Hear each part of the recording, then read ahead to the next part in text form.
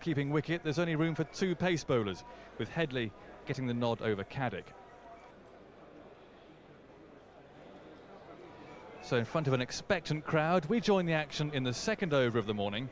Angus Fraser is bowling to Stuart Williams, and there are no runs on the board.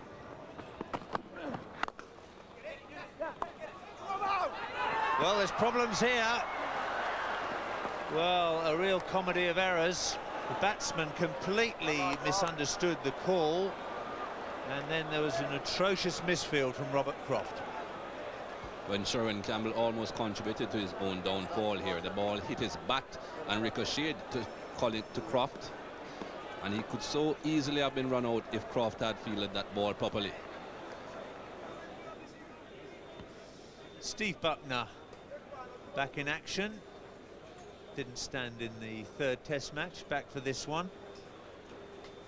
And his colleague is Darrell Hare, who we saw in the second of the 2 Trinidad back-to-back matches.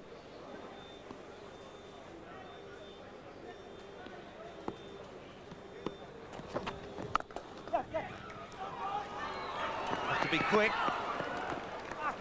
Ended up being a good call. Well, they certainly got home. Not too sure if that was too wise a decision to take, though. This angle will certainly let us know if he would have been safe. He would not have been.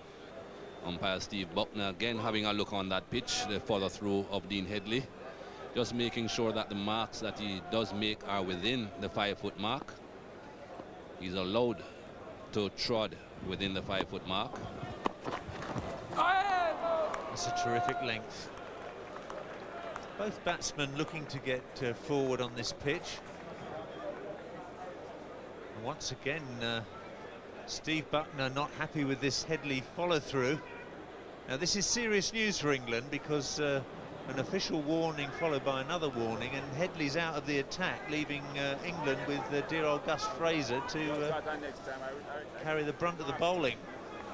Well, that seems to be the first official warning for Dean Headley.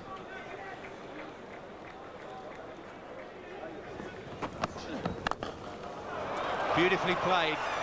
That'll race away over this scorched outfield for the first boundary of the match.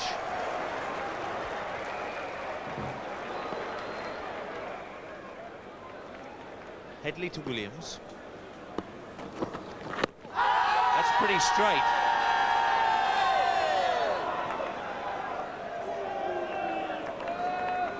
That is very straight, and again we see Stuart Williams playing across towards the mid-wicket region, but perhaps just a bit high.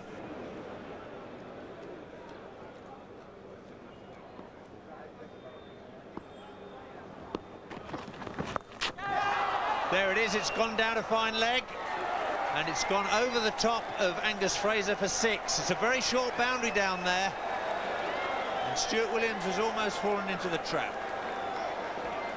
I think he was saved by the size of the boundary, but certainly that wasn't a very controlled shot. Good bouncer. Could see Stuart Williams almost lowering his head as he played the shot, but of course it's not very far down there, and Angus Fraser just could not get up.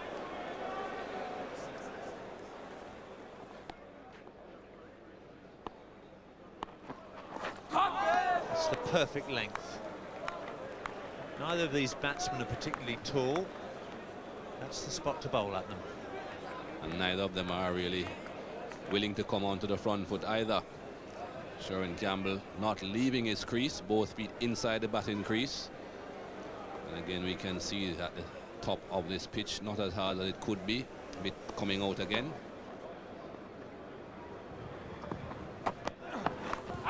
Edged, and it's carried to Graham Thorpe.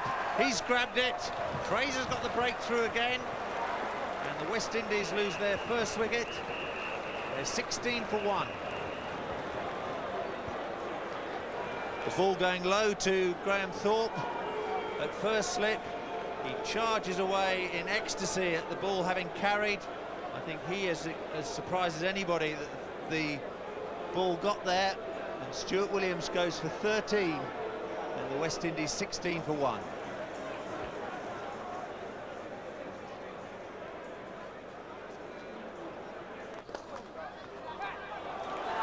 Well, that that was a mistimed dive. The outfield is dry and quick.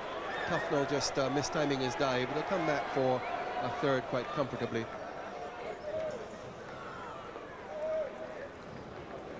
So 3 more to Campbell.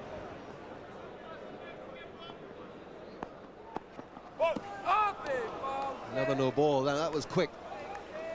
Headley generating pace here, but in doing so, just overstepping the front crease. Now here's a second warning here.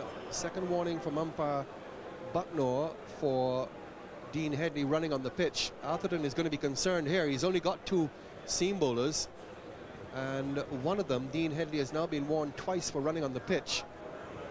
So 25 for 1. We see a change in bowling now, and it will be Mark Butcher.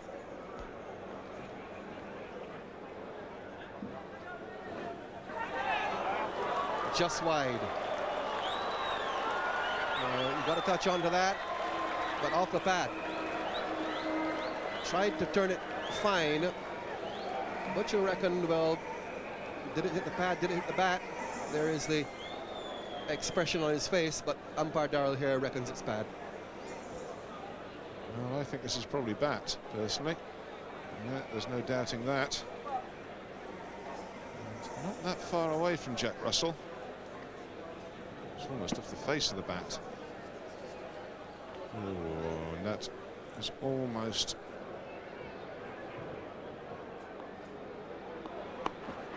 Oh, well done. Yeah, fabulous stuff from Headley. Did him for pace, and alarming bounce that surprised Campbell as well. The ball flying through to Jack Russell at chest height or higher, and Headley's got another breakthrough for England. He deserves it. He's bowled some quite beautiful balls this morning.